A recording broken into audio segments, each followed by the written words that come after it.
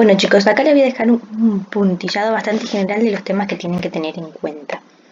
Importante conocer cuáles son todas las hormonas que forman parte del sistema endocrino en el organismo. Poder saber cómo se dividen, cómo se divide este sistema endocrino, las hormonas que los componen. Este cuadro es una imagen bastante resumida y representativa, donde diferencia el hipotálamo, la neuro, la adenohipófisis y cuáles son las hormonas que se secretan y qué acción tienen. Este es el resumen que sí o sí lo tienen que saber y tener muy en claro. Después empezamos a ver las distintas glándulas, las estructuras anatómicas son bastante generales y qué características tiene una hormona. Esto es muy importante que lo sepan. Sepan qué características generales tiene una hormona y después, en el caso que hablemos una en particular, cómo se diferencia del resto. Cuál es el mecanismo de acción que tiene, que actúa sobre los receptores específicos. Algunas generalidades también en cuanto a su origen, a su naturaleza, según los mecanismos de acción que tienen. Y van a ver que este cuadro también es un resumen muy importante que lo tienen que saber en general. No queda solamente en que la hormona llega a la célula y hace efecto, no. Tienen que saber si, si tiene un receptor específico a nivel de la membrana, a nivel del citosol, a nivel del ADN. Esto lo tienen que saber. Los tipos de secreción que hay, acá está bien explicado, todos los tipos de secreción. Cómo es la comunicación, o sea, con respecto a los tipos de secreción. La regulación directa, indirecta, larga o corta, esto lo tienen que tener en cuenta. Y acá empezamos con las generalidades de la glándula tiroidea. No se preocupen mucho por la parte de la síntesis en general, sino que tengan una idea de cómo se genera y se secreta y luego las funciones que tiene.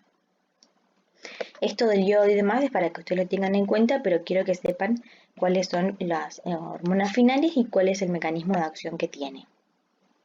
Todo esto, hormona tiroidea. La regulación, sí, es muy importante que la sepan. Acá está el ejemplo, siempre las regulaciones hay que conocerlas.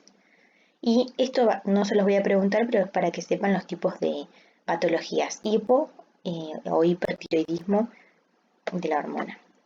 Después, en la segunda clase de endocrino habíamos visto,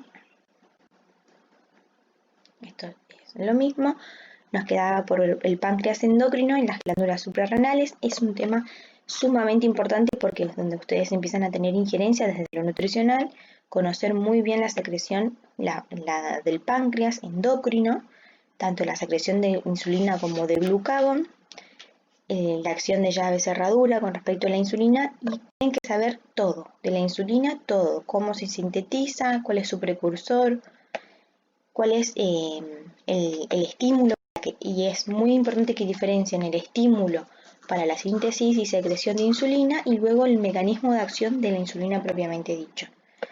Cómo actúa, dónde, sí o sí, tienen que saber en qué tejidos actúa, sí o sí, cómo son los receptores, este mecanismo de acción, cómo llega, cómo se sintetizan los GLUT y demás, esto tienen que saberlo. No solamente que la insulina llega a una célula y listo, sino todo el mecanismo interno lo tienen que conocer. El resultado final, y de acá solamente quieren ser con los GLUT que hemos visto, el GLUT2 y el GLUT4. El glucagón, la acción general que tiene, los estimulantes, otros estímulos para que se sintetice el glucagón, la acción, el mecanismo de acción, que es un hiperglucemiante rápido, dónde actúa, cómo está regulado. Esto es súper importante. Insulina y glucagón de punta a punta, lo tienen que conocer todo. La regulación indirecta. Y después pasamos a las suprarrenales, que liberan corticoides o glucocorticoides, principalmente. Las otras hormonas son generales. La aldosterona ya lo habíamos visto, la acción de los glucocorticoides, esto lo tienen que conocer también todo sobre los glucocorticoides, dónde actúan, las acciones que tienen y las acciones y los efectos, las contraindicaciones que tienen también cuando se producen grandes dosis. Y esto es el ciclo circadiano. Esto también lo tienen que conocer en general para ver cómo a medida de que se produzcan los distintos horarios del día actúan diferentes sistemas en el organismo. Y por último, cuando vemos más que nada el tejido adiposo, es importante que sepan, esto es un repaso, acá nos queda por ver las otras hormonas del eje hipotálamo hipofisario. ¿Qué hace la tiroliberina? Es importante, bueno, que la reconozcan, la prolactina también, la corticoliberina, la adenocorticotrofina o ACTH. Acuérdense que es importante que sepan las siglas. ACTH no hace falta que sepan todo el nombre de la hormona.